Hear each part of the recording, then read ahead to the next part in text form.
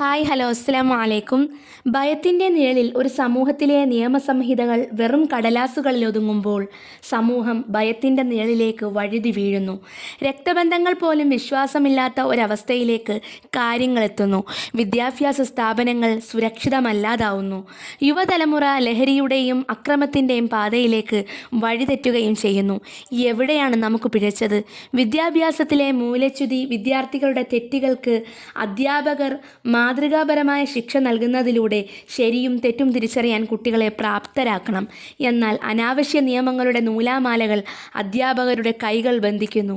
ഒരു കാലത്ത് ചൂരലിൻ്റെ ശക്തിയിലൂടെ ഒരു തലമുറയെ നേർവഴിക്ക് നടത്തിയ അധ്യാപകർക്ക് ഇന്ന് നിസ്സഹായരായി നോക്കി നിൽക്കേണ്ടി വരുന്നു. നിയമവാഴ്ചയുടെ അഭാവം. ഗൾഫ് രാജ്യങ്ങളിലെ ആളുകൾ തെറ്റ് ചെയ്യാൻ ഭയക്കുന്നത് അവിടുത്തെ ശക്തമായ നിയമവ്യവസ്ഥ കാരണമാണ്. എന്നാൽ നമ്മുടെ നാട്ടിൽ നിയമങ്ങൾ നോക്കുകുത്തികളായി മാറുന്നു. കൊലപാതകങ്ങൾ പോലും നിസ്സാരവൽക്കരിക്കപ്പെടുന്നു. മദ്യത്തിനും മയക്കുമരുന്നിനും അടിമപ്പെട്ട ഒരു തലമുറ വളർന്നു വരുമ്പോൾ അത് രാഷ്ട്രത്തിൻ്റെ നിലനിൽപ്പിനെ തന്നെ ബാധിക്കുന്നു. വിദ്യാഭ്യാസ സ്ഥാപനങ്ങളിലെ ദുരവസ്ഥ. അക്ഷരങ്ങൾക്കൊപ്പം മാനുഷിക മൂല്യങ്ങളും സാമൂഹിക പെരുമാറ്റ രീതികളും പഠിപ്പിക്കേണ്ട വിദ്യാലയങ്ങൾ ഇന്ന് ലഹരിയുടെയും അക്രമത്തിൻ്റെയും കേന്ദ്രങ്ങളായി മാറുന്നു.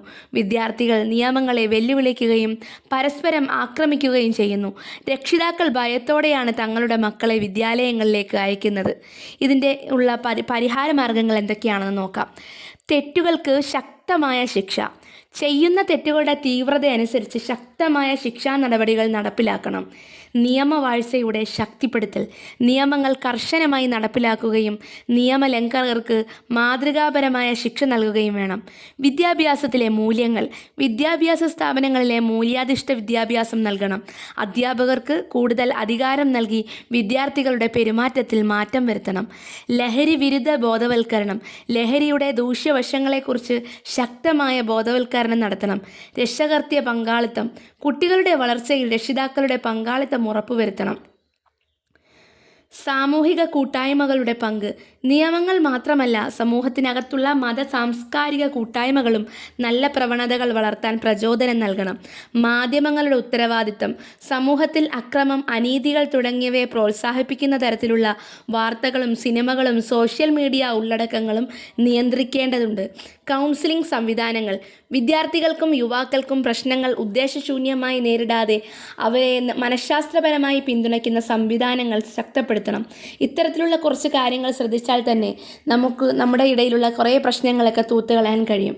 അതിന് കഴിയണമെങ്കിൽ നാം എല്ലാവരും ഒറ്റക്കെട്ടായി തന്നെ നിൽക്കണം. അറേബ്യൻ രാജ്യങ്ങളിലെ പോലെ കരുത്തുറ്റ ശിക്ഷാ നടപടികൾ ഉൾക്കൊണ്ടെങ്കിൽ മാത്രമേ നമ്മുടെ ഇന്ത്യയെ നമുക്ക് രക്ഷപ്പെടുത്താൻ കഴിയുകയുള്ളൂ.